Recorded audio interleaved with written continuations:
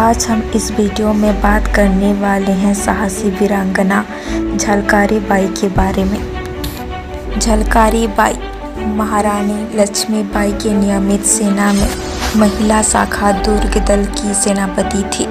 वे लक्ष्मीबाई की हमशक्ल भी थी। इस कारण शत्रु को गुमराह करने के लिए वे रानी के वेश में भी युद्ध करती रही।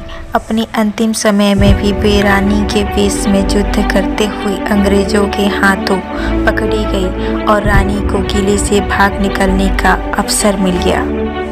उन्होंने प्रथम स्वाधीनता संग्राम में झांसी की रानी के साथ ब्रिटिश सेना के विरुद्ध उद्धृत वीरता से लड़ते हुए ब्रिटिश सेना के कई हमलों को विफल किया था।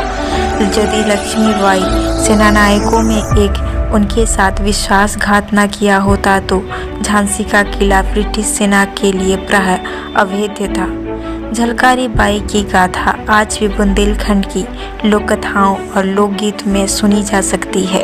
भारत सरकार ने 22 जुलाई 2001 में झलकारी बाई के सम्मान के एक डाक टिकट जारी किया। उनकी प्रतिमा और एक स्मारक अजमेर राजस्थान में है। उत्तर प्रदेश सरकार द्वारा उनकी एक प्रतिमा आगरा में स्थापित की गई है। अब ये वो समय था जब लॉर्ड डलहौसी अपनी हड़प नीति के द्वारा जिस राज्य में उत्तराधिकारी नहीं होते थे उस राज्य को हड़प नीति के द्वारा हड़प लिया गया जाता था। लेकिन महारानी लक्ष्मीबाई ऐसा नहीं होने देते। वो अपने राज्य के देने के बजाय वो अंग्रेजों के खिलाफ हथियार उठाने का संकल्प लेते हैं।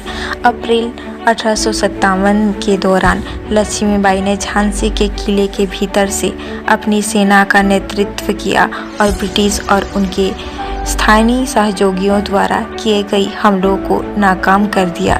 रानी के सेनानायकों में एक दुल्हे राव ने उसे धोखा दिया और किले का एक संरक्षित द्वार ब्रिटिश सेना के लिए खोल दिया। जब किले का पतन निश्चित हो गया तो रानी के सेनापतियों और झलकारी बाई ने उन्हें कुछ सैनिकों के साथ किला छोड़कर भागने की सलाह दी। रानी अपनी घोड़ी पर बैठ अपने कुछ विश्वस्त सेनानियों के साथ झांसी से दूर निकल गई। झलकारी बाई का पति पूरन किले की रक्षा करते हुए शहीद हो गया। लेकिन झलकारी ने बजाय अपने पति की मृत्यु का शोक मनाते हुए ब्रिटिशों को धोखा देने की एक योजना बनाई।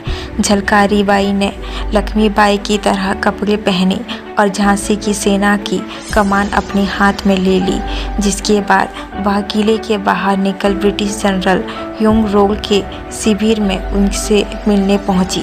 ब्रिटिश शिविर में पहुंचने पर उसके चिल्लाकर कहा कि वो जनरल ह्यूग रोल से मिलना चाहती हैं। रोज और उनके सैनिक प्रसन्न थे। न सिर्फ उन्होंने झांसी पर कब्जा कर लिया है बल्कि जीवित रानी की उन्हें कब्जा कर लिया। जनरल ह्यूग रोल जो उसे रानी ही समझ रहा था वो झलकारी बाई से पूछता है कि उसके साथ क्या किया जाना चाहिए तो उसने दृढ़ता के साथ कहा कि मुझे फांसी दे दो। जनरल ह्यूग रोल झलकारी का साहस और उसकी नेतृत्व क्षमता से बहुत प्रभावित हुए और झलकारी बाई को रिहा कर दिया गया। इससे विपरीत कुछ इतिहासकार मानते हैं कि झलकारी बाई इस युद्ध के दौरान वीरगति को प्राप्त हुई। एक बुंदेलखंड की किंवदंती है कि झलकारी बाई के इस उत्तर से जनरल ह्यूग रोल तंग रह गया और इससे कहा कि यदि भारत की 1% मालिया भी उसके जैसी हो चाहे तो ब्रिटिश को जल्दी ही भारत से छोड़ना होगा। और एक किंवदंती के द्वारा ये भी पता चलता है कि जब रानी लक्ष्मीबाई समझकर झलकारी बाई को फांसी दे दिया जाता है तो तभी उनकी आखिरी ख्वाहिश पूछा जाता है। बोलती है long live India, long live Rani Lakshmibai. तब अंग्रेज जान जाते हैं कि ये रानी लक्ष्मीबाई नहीं बल्कि उसकी हमशक्ल झलकारी बाई है। और ऐसे ही वीरांगना झलकारी बाई की मृत्यु हो जाती है। तो दोस्तों आपको अगर मेरी ये वीडियो अच्छी लगी है तो लाइक करें, शेयर करें और ऐसे ही हिस्टोरिकल वीडियो देखने के लिए इस चैनल को सब्सक्राइब करें।